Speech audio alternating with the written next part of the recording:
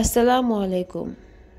আজকে দেখাবো চিকেন বিরিয়ানি। আর এই চিকেন বিরিয়ানিটা আমি প্যাকেট মশলা দিয়ে খুবই সহজে রান্না করেছি। সেই রেসিপিটা আজকে দেখাবো ঝটপট কিভাবে আপনি বাসায় মুরগি দিয়ে খুবই সহজে কিভাবে চিকেন বিরিয়ানি রান্না করতে পারবেন। কোনো মেহমানদারিতে বা ঈদের দিন সকালবেলাও এই বিরিয়ানিটা খুবই ভালো যায়। বাসায় যদি হঠাৎ ঝটপট বাচ্চারা বিরিয়ানি খেতে চায় তাহলে আপনি এইভাবে রান্না করে দিতে পারেন, সবাই আপনার প্রশংসা করবে, এটা নিশ্চিত।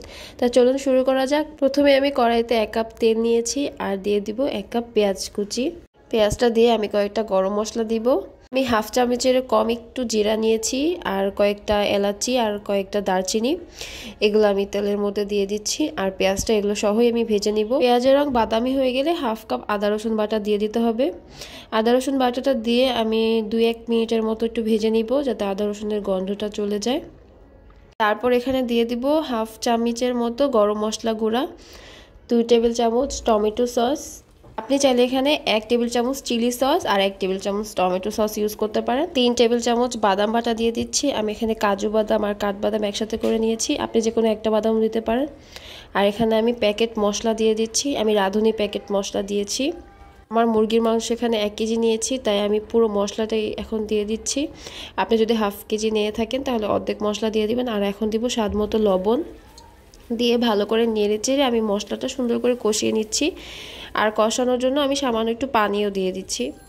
মশলাটা এই পর্যায়ে আমি ভালো করে কষিয়ে নিব। যেহেতু আমি পানি দিয়েছি, পানিটা শুকিয়ে যাওয়ার আগ পর্যন্ত আমি কষাবো। আর তেলটা যখন উপরে ভেসে উঠবে তখনই আমি মুরগিগুলো দিয়ে দিচ্ছি।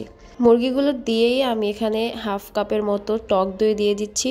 আমি টক দইটা আগে ইউজ করিনি, মুরগি দেওয়ার পরে ইউজ করেছি। এভাবে আপনি টক দই দিয়ে দেখবেন, আপনার টক দইটা ফেটেও যাবে না আর মুরগিটার টেস্টও খুব ভালো আসবে।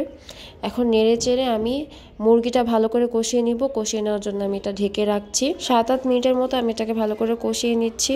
অবশ্যই আঁচটা মিডিয়াম টু লোতে রাখতে হবে, না হলে নিচে লেগে যাবে। মাংসটা একটু পরপর নেড়ে দিতে হবে, যেহেতু ঝোলটা ঘন আছে, নিচে লেগে যেতে পারে। আর আমার চিকেন থেকে মোটামুটি পানি বের হয়েছে, আর এই ফার্মের মুরগিগুলো থেকে যথেষ্ট পানি বের হয়।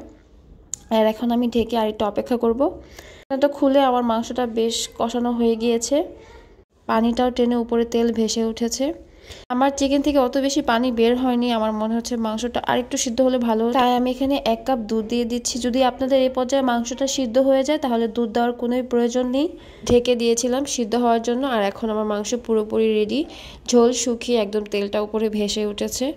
আর এখন আমি মাংসগুলো ঝোল থেকে একটু আলাদা করে নিব যতটুকু সম্ভব। বাটিতে আমি আস্তে আস্তে মাংসগুলো উঠিয়ে নিচ্ছি। আর এখন এটা আমি একটা সাইডে রেখে দিব। তারপরে যে অবশিষ্ট ঝোলটা থাকবে, আমি 500 গ্রাম চিনি গুঁড়া চাল ধুয়ে ভালো করে পানি ঝরিয়ে নিয়েছি, আর সেই চালটাই এখন আমি ঝোলের মধ্যে দিয়ে দিব। এখন এই তেল আর মশলার সাথে আমি ভালো করে চালটা 2-1 মিনিটের মতো ভেজে নিচ্ছি। ভেজে নেওয়া হয়ে গেলেই আমি দিয়ে দিব এখানে পানি। পানির রেশিওটা আমি বলে দিচ্ছি, যতটুকু চাল নিব তার ডাবল আমার এখানে পানি দিতে হবে। আর অবশ্যই এখানে ফুটন্ত গরম পানি ইউজ করতে হবে। ফুটন্ত গরম পানি দিলে বিরিয়ানিটা সবসময় ঝরঝরে হয়। আপনাদের বোঝার সুবিধার্থে এই 1 বাটি চাল নিয়েছি, সেই বাটিতে করে আমি 2 বাটি পানি দিয়ে দিচ্ছি। দিতে হবে স্বাদ মতো লবণ আর 1 চামচ চিনি। 4-5টা আলু বোখরা দিয়ে দিচ্ছি। এবার ঢাকনা দিয়ে ঢেকে হাই ফ্লেম করে অপেক্ষা করব পানি শুকিয়ে যাওয়ার জন্য। পানিটা শুকিয়ে এই পর্যায়ে চলে আসলে আমি দমে রেখে দিব। একটু নেড়ে চেড়ে নিচ্ছি, উপরে চালগুলো নিচে আর নিচে চালগুলো উপরে করে।